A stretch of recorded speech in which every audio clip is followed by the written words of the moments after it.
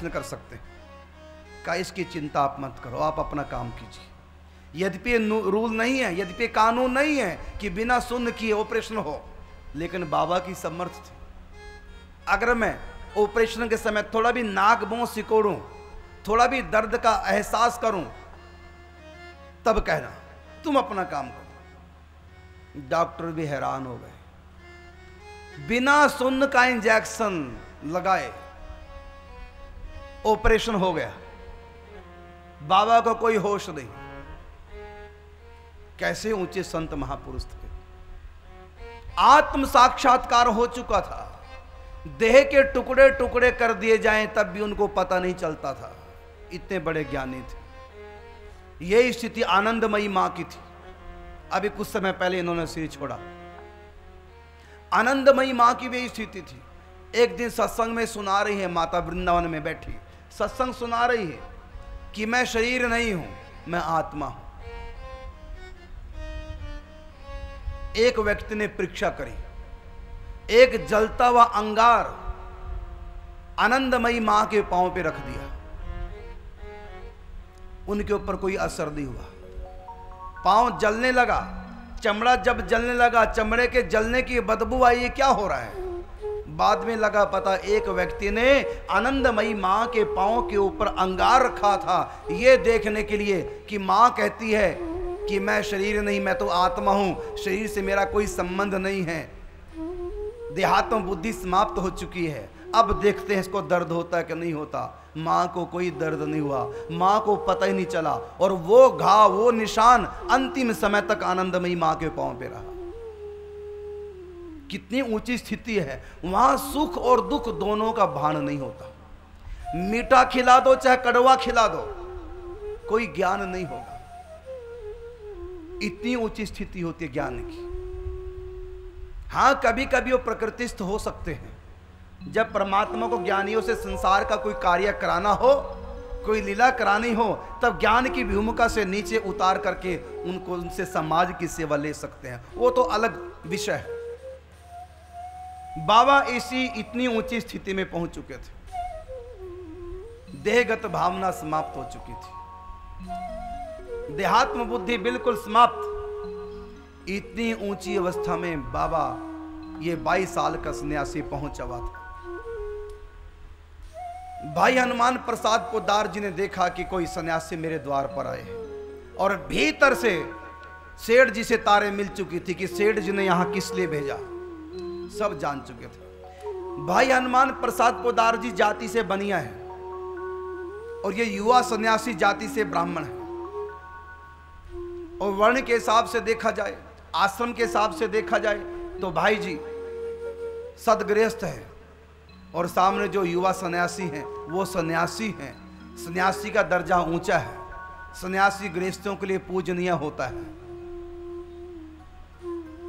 तो ब्राह्मण है और सन्यासी है, और भाई जी बनिया है और गृहस्थ है, इसलिए ऊंचा दर्जा सन्यासी का है। तो संसार की मर्यादा का पालन करने के लिए भाई हनुमान प्रसाद पोद्दार जी ने पूज्य श्री बाबा के चरणों को छुआ। एक सन्यासी मेरे द्वार पे आया है, मैं इनको प्रणाम करूं। तो जो ही झुक करके भाई जी ने बाबा का स्पर्श किया, बस कहा कुछ नहीं, उसी समय प्रेमी बन गए, ज्ञानी से भक्त बन गए, परिवर्तन हो गया भीतर का, और एक विचित्र प्रकार की प्रेमानंद की अनुभूति की।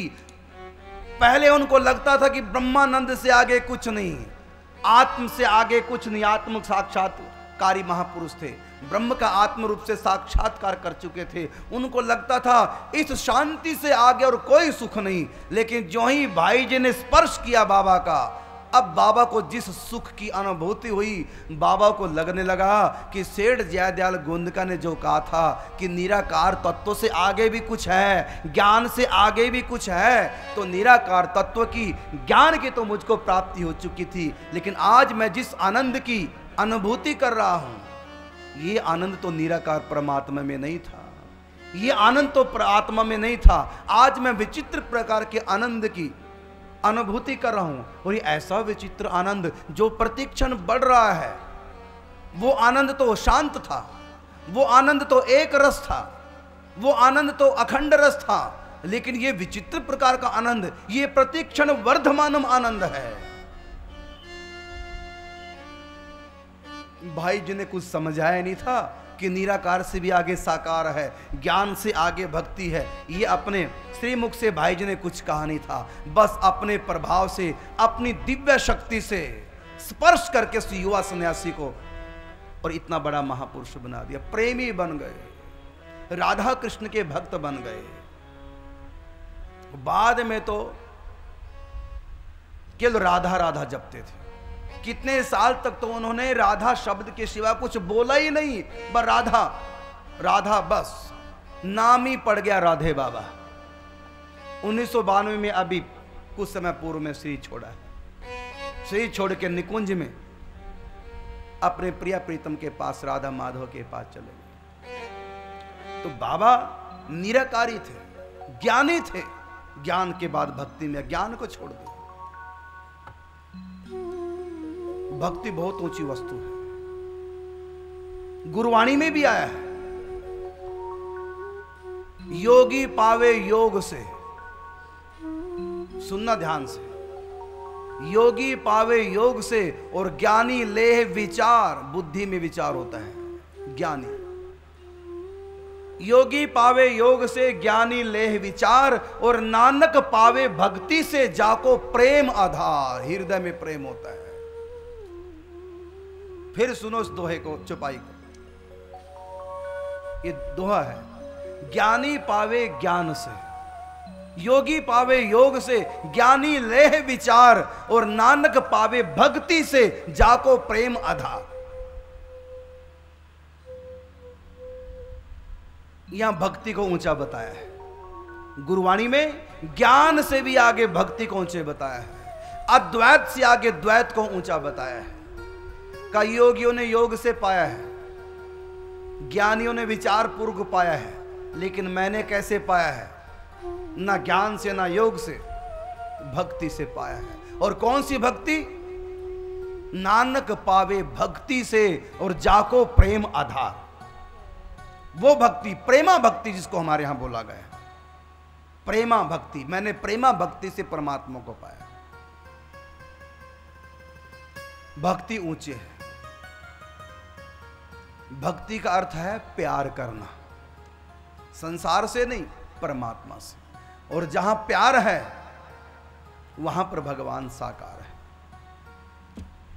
भक्ति में और ज्ञान में क्या अंतर है? कुछ मैं दोहे आप लोगों को पढ़ करके सुना रहा हूं, समझाऊंगा, क्योंकि ये समझे बिना हम किसी भी धर्म को समझ नहीं पाएंगे। हम किसी ग्रंथ को ठीक ठीक समझ नहीं पाएंगे। आज हर धर्म के लोग एक धर्म दूसरे धर्म पे कटाक्ष करता है, एक धर्म दूसरे धर्म की बुराई करता है। जानते क्यों? क्योंकि ना वो अपने धर्म को सही सही जानते हैं और ना दूसरे के धर्म को सही सही जानते हैं। अगर वो सही सही अपने धर्म को भी जान ले तब भी कटाक्ष करना बंद कर देंगे वो, या फिर दूसरे के धर्म को सही सही जान लें तब भी वो कटाक्ष करना बंद कर देंगे। लेकिन जो एक धर्म दूसरे धर्म पे आक्षेप करता है, कटाक्ष करता है, उनको गलत ठहराता है, इसका मतलब न उसने अपने धर्म को जाना, न उसने दूसरे धर्म संप्रदाय को जाना है। जान लो, वैसे तो अपने धर्म को ही जान लो, सब कुछ जान जाओगी। दुनिया में दो ही धर्म है। धर्म तो मैं नहीं कहूंगा, संप्रदाय कहूंगा।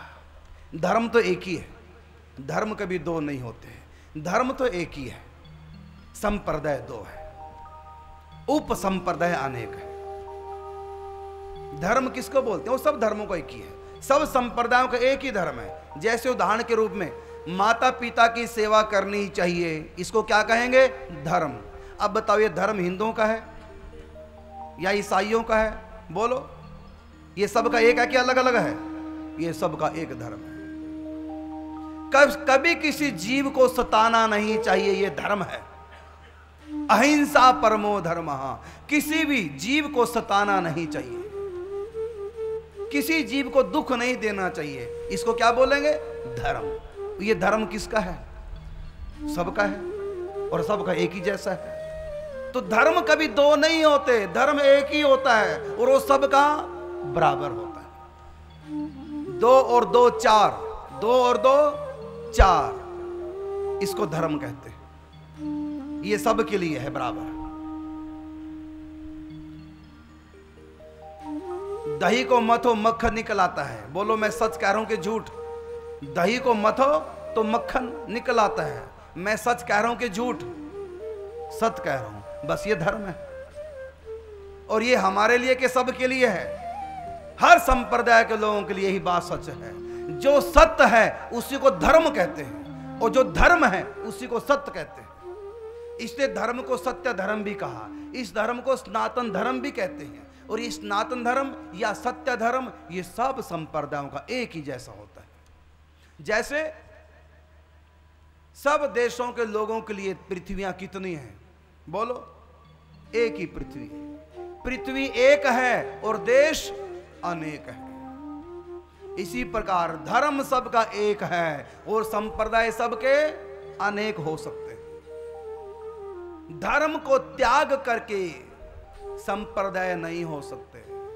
पृथ्वी को छोड़ करके कोई देश नहीं हो सकता। पृथ्वी पहले, देश बाद में।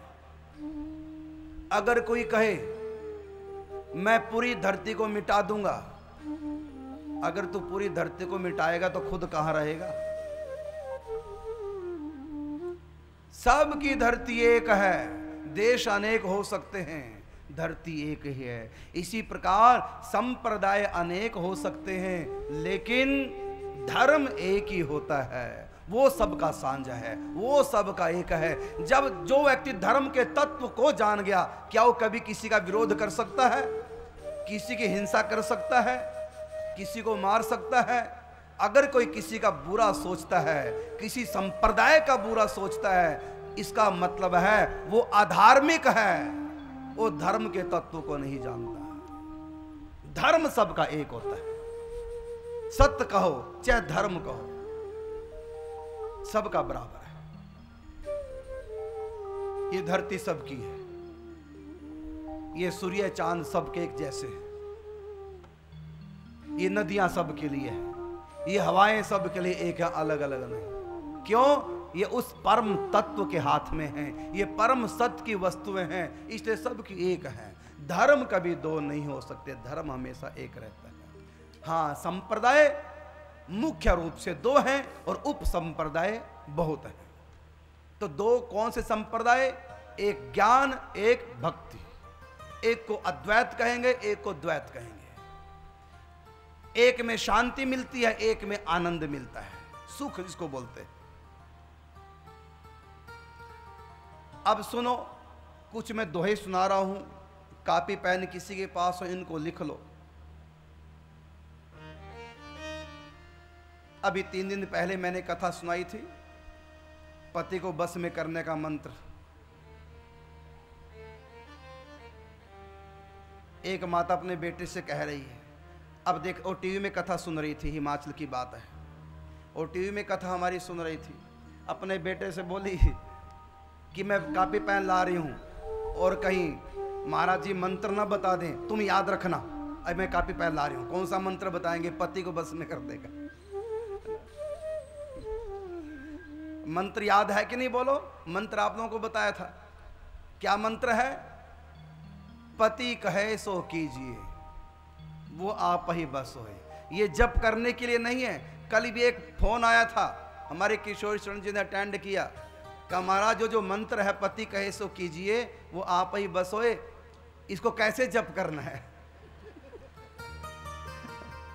कितनी बार जप करना है इसको?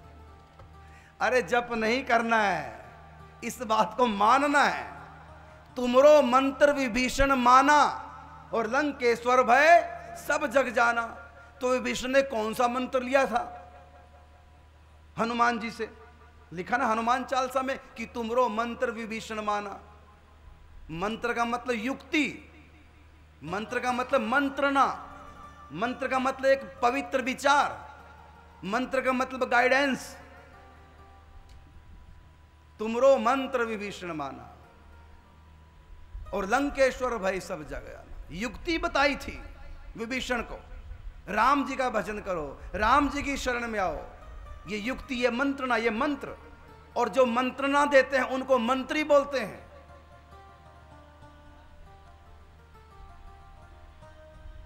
तो ये मंत्र जप करने के लिए नहीं कि पति कहे सो कीजिए, वो आप ही बस हो। ये मंत्र जप करने के लिए नहीं, ये मंत्र आचरण में लाने के लिए है कि जो पति कहता है वैसा मान लो, वो बस में हो जाएगा। जो पत्नी कहती है वैसा पति मान ले, पत्नी बस में हो जाएगी। सास ससुर जो कहते हैं वैसा मान लो, वो हमारे बस में हो जाएंगे। गुरु कहता है सो मान लो, हमारे बस में हो जाएंगे। भगवान जो चाहते हैं, जो सोचते हैं, जो कहते हैं हमको, वो मान लो। गीता में भगवान ने जो कहा सो मान लो, भगवान बस में हो जाएंगे। किसी की बात को हम मानेंगे तो हमसे प्यार करेगा, और जब नहीं मानेंगे वो हमसे दुश्मनी करेगा। ये तो एक मंत्रणा दे रहे थे, मंत्र दे रहे थे, ये जप नहीं करना। ऐसे ही मैं आप लोगों को कुछ 2-4 मंत्र सुना रहा हूं, इनको याद कर लो, दिल में बसा लो उसके भाव को, फिर वैसा आचरण करो। कभी किसी धर्म संप्रदाय की बुराई मत करो। सुनो, भगवान कहते हैं ज्ञानी के बारे में, गीता में ये बात भगवान ने कही, रामायण में भी ये बात भगवान ने कही कि ज्ञानी मेरा स्वरूप है, ज्ञानी मेरा रूप है। मुझसे अलग ज्ञानी नहीं है, ज्ञानी मैं ही हूं, या मैं ही ज्ञानी हूं। क्योंकि ज्ञानी क्या करता है? देहगत भावना का त्याग करके आत्म स्वरूप का चिंतन करता है, और यही चिंतन करता है जो तू है वही मैं हूं। तू मुझसे अलग नहीं, मैं तुमसे अलग नहीं। तू और मैं, ये दो का जो भेद है ये अज्ञान के कारण था। अब वो मेरा अज्ञान समाप्त हो गया, अब हम दोनों एक हो गए हैं। ज्योत में ज्योत मिलकर एक। कैसे एक हुए? जैसे गंगा जी समुद्र में चली गई तो क्या बन गई? गंगा जी समुद्र में मिल गई। अब वो गंगा जल नहीं रहा, क्या बन गया?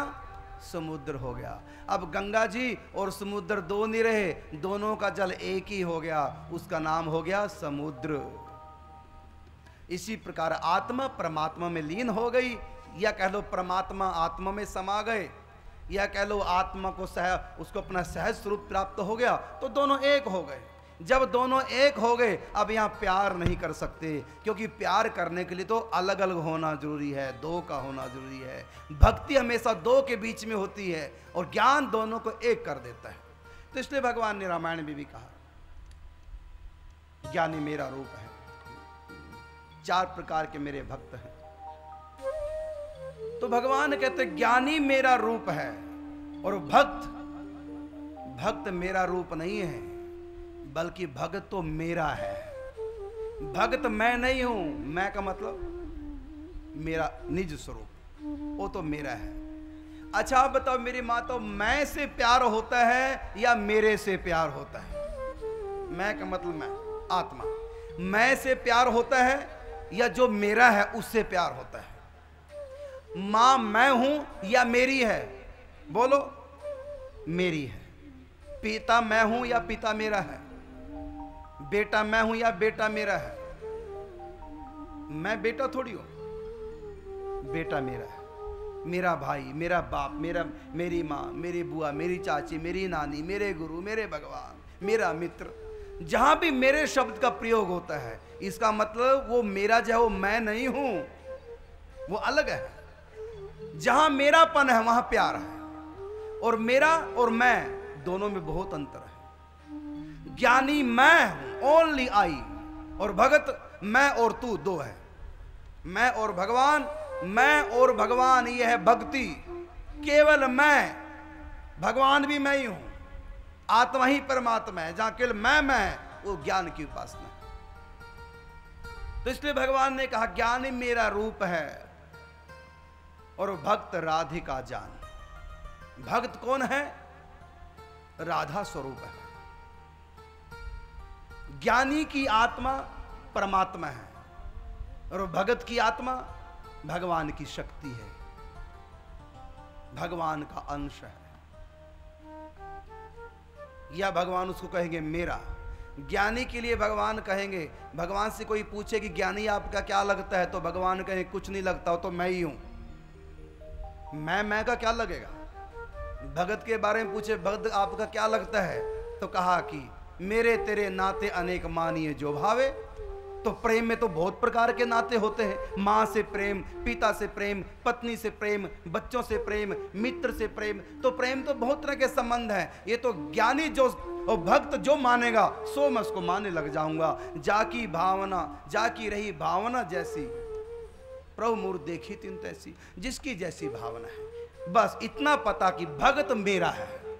क्या है वो मेरा? जो भगत चाहे मुझको बना ले अपना, मुझको भाई कह दे, मुझको पिता कह दे, मुझको मित्र कह दे, मुझको प्रियतम कह दे, मुझको स्वामी कह दे। मेरे तेरे नाते अनेक मानिए जो भावे, लेकिन हर नाते के साथ मेरा शब्द लगेगा।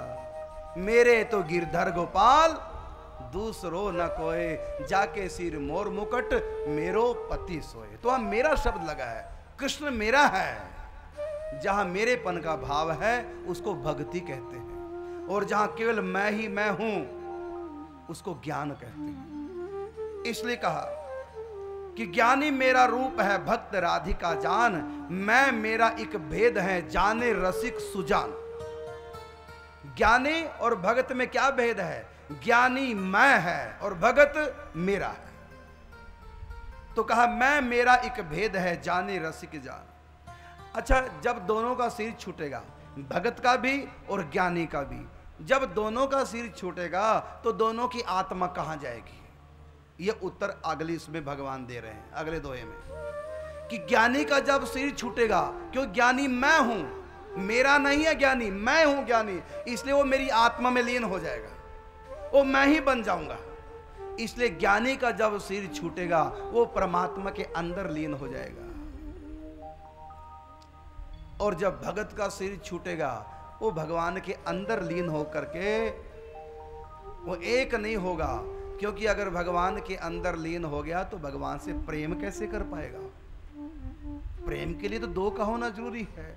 इसलिए भगवान ने कहा कि ज्ञानी की आत्मा तो मेरे अंदर लीन हो जाती है, क्योंकि जो मेरे अंदर लीन हो गई मैं उससे प्यार नहीं कर सकता और ना वो मुझसे प्यार करती है, क्योंकि उसने मुझको निराकार माना था। क्योंकि ज्ञान में आत्मा परमात्मा दोनों निराकार होती हैं, और भक्ति में आत्मा परमात्मा दोनों ही साकार होते हैं।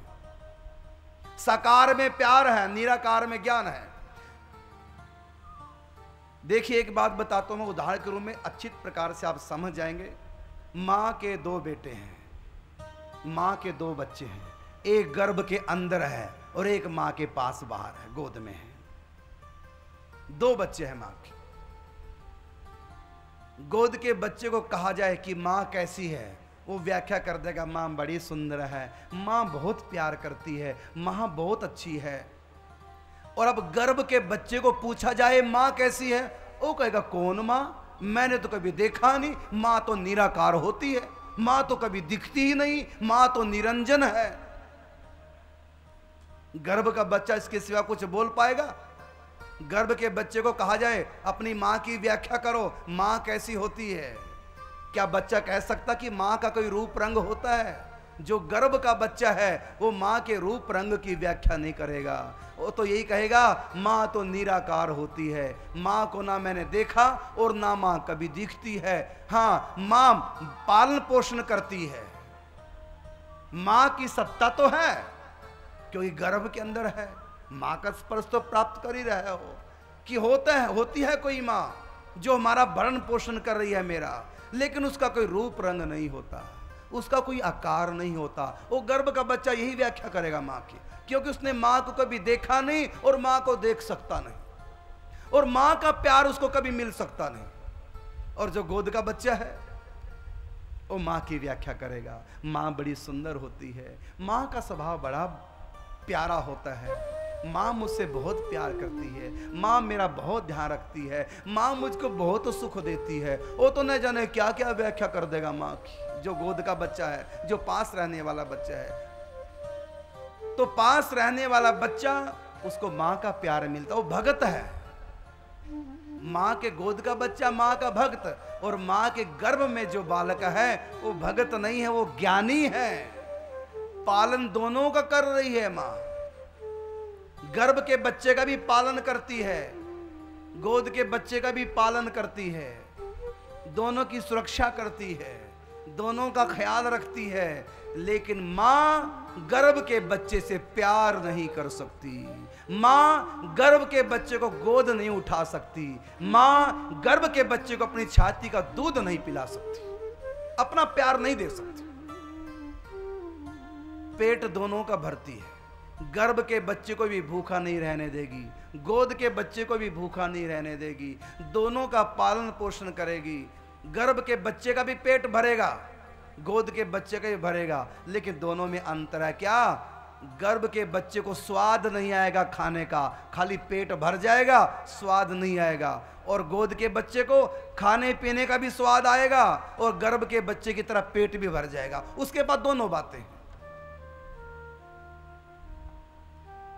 गर्भ के बच्चे के पास शांति तो है लेकिन सुख नहीं है। गर्भ के बच्चे के पास शांति तो है लेकिन सुख नहीं है। और गोद का जो बच्चा है उसके पास शांति भी है और शांति से आगे मां का सुख भी है, मां का प्यार भी है। पेट दोनों का भर गया, गर्भ के बच्चे का भी पेट भरा हुआ है, गोद के बच्चे का भी पेट भरा, लेकिन अंतर है गर्भ के बच्चे को खाने पीने का कोई स्वाद नहीं आएगा और गोद के बच्चे को खाने का भी स्वाद आ गया। दोनों ने मां को छू रखा है, दोनों ने मां का स्पर्श किया है, दोनों ही मां का अंग संग कर रहे हैं। मां के बिना दोनों नहीं हैं, दोनों ही मां को स्पर्श कर रहे हैं, लेकिन गर्भ के बच्चे को मां के स्पर्श का सुख प्राप्त नहीं होता, उसको स्पर्श के सुख की अनुभूति नहीं होती। और जो गोद का बच्चा है उसको मां के स्पर्श के सुख की अनुभूति होती है। इसलिए ज्ञानी जो लोग हैं उनको कभी परमात्मा का दीदार नहीं हो सकता, उनके लिए कभी परमात्मा साकार नहीं बन सकते, उनको भगवान दिख नहीं सकते, ना वो भगवान को देख सकते हैं, ना भगवान के साथ खेल सकते हैं, ना भगवान के साथ खा सकते हैं, ना भगवान को छूने की उनको अनुभूति हो सकती है। इसलिए ज्ञानी कहता है परमात्मा निराकार है और भगत कहता नहीं परमात्मा साकार है। आनंद कहाँ है? बोलो।